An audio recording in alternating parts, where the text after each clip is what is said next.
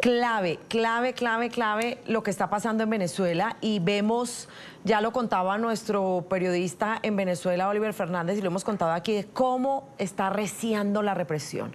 Vemos a un Nicolás Maduro y a todos sus secuaces desesperados, haciendo declaraciones rabiosas, porque claramente a nivel electoral perdieron y la oposición tiene las pruebas.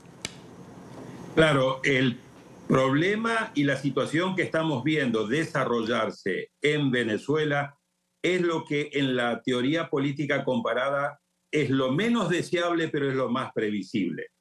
El régimen trató de manipular durante meses el proceso electoral con el objetivo de legitimarse. Y la oposición le fue jugando de manera inteligente. A cada obstáculo que le ponía el régimen, la oposición sacaba una solución muy creativa, incluido la inhabilitación de María Corina. Y por lo tanto llegaron al domingo en una hipótesis donde ellos podían o querían ver la posibilidad de tratar de ganar una elección que a todas luces, decían las encuestas, ya la tenían perdida, o tratar de manipularla, que es lo que estamos viendo en esta etapa. Estamos en un absurdo en el cual un órgano electoral como el Consejo Nacional Electoral, que no es independiente y que está totalmente cooptado por el régimen oficialista, da un resultado sin poder demostrar las actas desagregadas por centros y por mesas electorales. Y uno se pregunta, ¿de dónde basas tu resultado si no tienes las actas? Porque hoy ya es miércoles. ¿Qué justifica, qué puede explicar que tú tengas un resultado consolidado y que no tengas las actas para demostrar cómo has llegado a ese resultado? Por lo tanto, esto es una cuestión de horas o de un día más. A partir de ahora ya está claro, porque lo estamos viendo en esta cosa también inédita en esta elección, que es la oposición la que crea un sitio web donde sube el 80% de las actas para demostrar la oposición que ellos sí tienen las actas y que ellos sí ganaron, mientras el Consejo Nacional Electoral, que es el órgano que institucionalmente debería tener las actas, no las encuentra o no las puede mostrar por una cuestión obvia, porque cuando las muestre va a patentizar de que perdieron la elección. Ese capítulo está cerrado, en mi opinión, es cuestión de tiempo nada más. Y ahora lo que tenemos que ver es cómo le damos una respuesta a lo que ya está ocurriendo en las calles, que es el tema de movilización ciudadana para salir a defender ese voto enfrentado con una represión brutal. ¿Cuántas líneas rojas más el régimen está dispuesto a cruzar? ¿Quiere seguir la ruta de Nicaragua a Cuba y convertirse en una dictadura brutal? Pareciera ser que ese es el camino que está escogiendo. ¿O está dispuesto, bajo ciertas condiciones y con una mediación internacional, a abrir un espacio de diálogo para encontrar una salida pacífica, electoral y negociada? En esa coyuntura, en esa encrucijada, lamentablemente está en Venezuela. Señor Sobato, ¿perdió Nicolás Maduro la oportunidad para haberse retirado de la mejor manera del poder, él y su grupo de secuaces, y con esta opción de quedarse, de atornillarse al poder de la manera en que lo está haciendo, de la forma criminal en que lo está haciendo, perdió toda esa buena voluntad que tuvo la oposición al ofrecerle a ellos que dejaran el poder, dejaran el país, ya por fin se fueran? Es una excelente pregunta. Y lo que nos tenemos que evaluar es lo siguiente.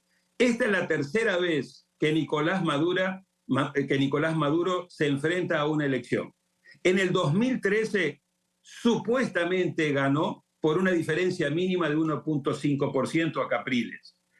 Rodeado de irregularidades también la elección, y nunca terminaron haciendo la auditoría que la oposición le pedía. En el 2018, Nicolás Maduro ganó esa elección, que fue una farsa electoral, porque la oposición se abstuvo porque no había las garantías mínimas.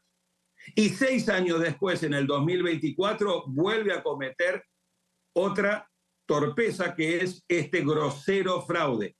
Un grosero fraude que termina siendo confirmado esta mañana en el informe del Carter Center. Hay que tomar en cuenta que hubo únicamente 2 misiones de observación internacional que podríamos calificar de independientes e imparciales. Una, la de Naciones Unidas, que era una comisión técnica que tenía unas restricciones muy importantes porque tiene que hacer un informe, que es un informe confidencial, que debe ser enviado al secretario general de Naciones Unidas.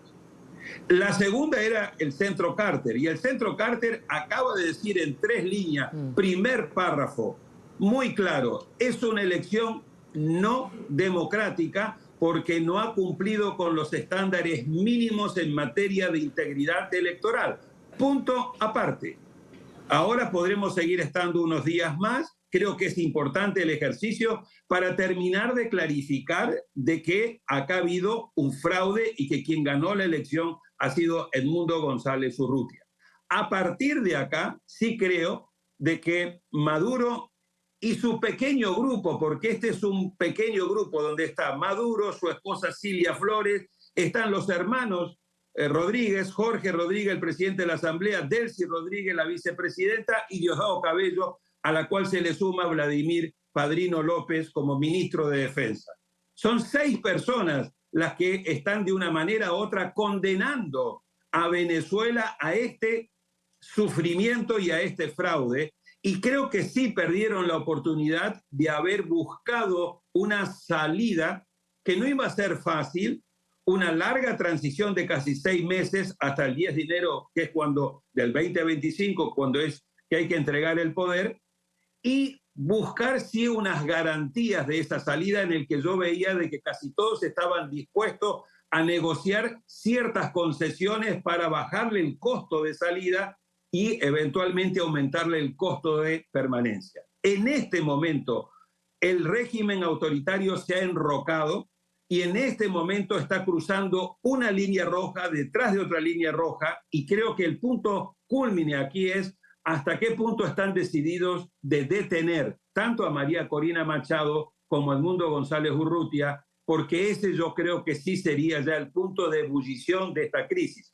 Una crisis que, vuelvo a señalar, no es solamente grave para el pueblo venezolano, que ya viene viviendo año tras año una tragedia económica, humanitaria en materia de derechos humanos y política, sino de grandes consecuencias negativas para la región, sobre todo el aumento desmedido del flujo de migrantes que van a seguir saliendo si esta crisis no le encontramos una salida negociada. Y tercero, el tema de la inscripción de esta crisis en la geopolítica global, porque a nivel global Rusia, China, Irán y Siria, entre otros, han reconocido el triunfo de Maduro, y esto coloca a Venezuela en el marco de una crisis geopolítica extrarregional muy complicada. En el eje del mal lo ubica, además. Y eso que dice es clave del Centro Carter, porque es que el Centro Carter, además de ser el único independiente con la ONU que estuvo ahí haciendo esa observación, pues en el 2012 el expresidente Jimmy Carter dijo que el sistema electoral de Venezuela era el mejor del mundo, y de hecho le cuestionan mucho al Centro Carter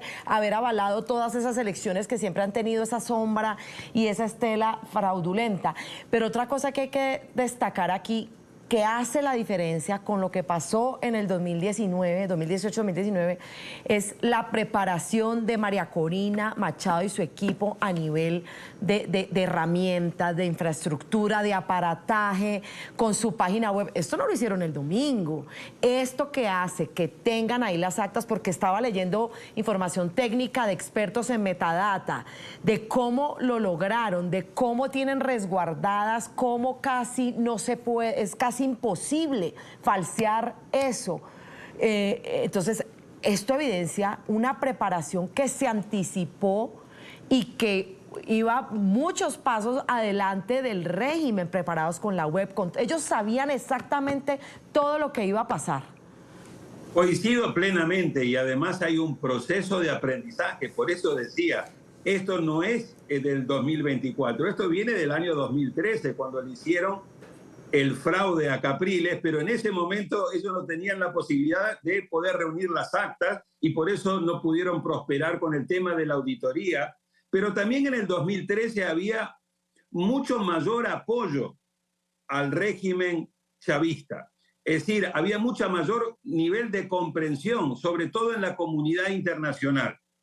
Esto es otro de los elementos diferenciadores que estamos viendo. Ahora tenemos una comunidad internacional dentro de América Latina que, salvo las excepciones obviamente lamentables de Cuba, de Nicaragua, de Honduras y de Bolivia, el resto de la región o ya ha condenado el fraude o le está diciendo al régimen: muéstreme las actas porque si no, no le creo. Y eso se lo está diciendo incluso Lula en Brasil, se lo está diciendo en Colombia el propio canciller. Esperemos también de que México fortalezca su posición en ese aspecto. Se lo está diciendo a Estados Unidos, se lo está diciendo a la Unión Europea. Es decir, el régimen está cada vez más aislado. Pero la oposición aprendió y entendió de que esto era una verdadera carrera de obstáculos, porque el régimen pensó de que iba a poder de nuevo manipular a la oposición, generarle obstáculos para que fuera la oposición la que pateara la mesa y se saliera de la ruta electoral. Y la oposición a cada obstáculo le llegó con una solución.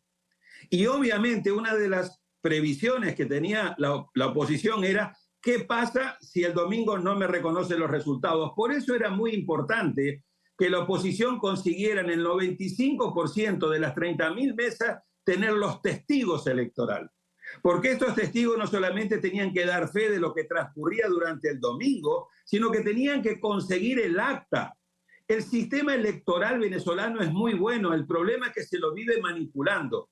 Es tan bueno que la máquina emite un acta, esa acta es verificable con los comprobantes de papel, y en la medida que los testigos pudieron conseguir el 80% de las actas, hoy con la tecnología disponible, le crearon un sitio web en paralelo, le subieron las actas y le dijeron: mientras ustedes siguen buscando las actas, acá están las actas verdaderas firmadas por los testigos y aquí estamos pudiendo demostrar que hemos ganado por una diferencia de más de 30 puntos. Por eso han arrinconado al régimen a una situación imposible. Es el régimen ahora el que está obligado a patear la mesa, cometer fraude y exponerse a esta situación brutalmente incómoda y tener que recurrir a lo único que le queda al régimen. No la legitimidad de las urnas, sino la fuerza de la represión. Y por eso están con tanto pánico, con tanto miedo y cometiendo tanta represión. Señor Sobato, a esta pregunta yo le quiero llamar la arrogancia del poder, porque la ira con la que hablan los líderes del régimen, pues no muestra los dientes, porque lo que realmente muestra es un profundo temor por cómo van a acabar ellos después de haber robado al país durante ya 25 años. Esto podría hacerlos caer en errores, este temor que ellos sienten, hacerlos caer en más errores, y cabría la posibilidad que ante esa presión internacional y la presión del pueblo mismo cojan sus maletas, un avión y se vayan del país. Acá hay dos elementos que tenemos que considerar. Primero, no hay solución a estas crisis mayúsculas solamente desde el lado de la comunidad internacional. Lamentablemente, estas crisis, para buscar una solución, para arrinconar a regímenes autoritarios como el actual de Maduro y sus secuaces, requiere de un compromiso, de una movilización ciudadana muy sostenible en el tiempo, y eso lamentablemente trae aparejado mucho sufrimiento, muertos, ya hay más de 12 muertos, muchos detenidos, muchos heridos, es decir, vuelve a colocar en una situación de marcado sufrimiento y de crisis a un sector muy importante de la ciudadanía. Pero sin ese compromiso, sin esa lucha interna, por eso María Corina elegantemente tiene que rechazar el ofrecimiento que le hace Costa Rica, porque la están amenazando para meterle miedo, para sacarla del juego. Y si María Corina sale del juego, se va a Costa Rica o se asila, etcétera, obviamente da un ejemplo de desmovilización. Así que María Corina y Edmundo González Urrutia están condenados a ir hasta el fondo. Acá no hay manera de frenar. Por el otro lado, la comunidad internacional sí creo que va a tener que presionar con mucha más fuerza de lo que ha venido haciendo hasta el pasado reciente. Recuerden ustedes que hasta hace un año, en una visita que Maduro hizo a Brasil, el presidente Lula dijo que lo que estaba ocurriendo en Venezuela era toda una narrativa, que la verdad que se distorsionaba la realidad, y le fueron dando un montón de permisos al régimen, lo fueron perdonando año tras año, error tras error. Incluso cuando María Corina no fue inhabilitada injustamente, dijo que había que dejar de llorar y que tenía... O sea, se han cometido muchos errores que espero que la comunidad internacional entienda de que ahora hay que ir también a fondo. Para eso es importante dilucidar de manera definitiva que acá ha habido un fraude y a partir de aquí vienen las consecuencias de amplio respaldo a la movilización interna y presión al régimen, pero al mismo tiempo la oportunidad de buscarle una salida.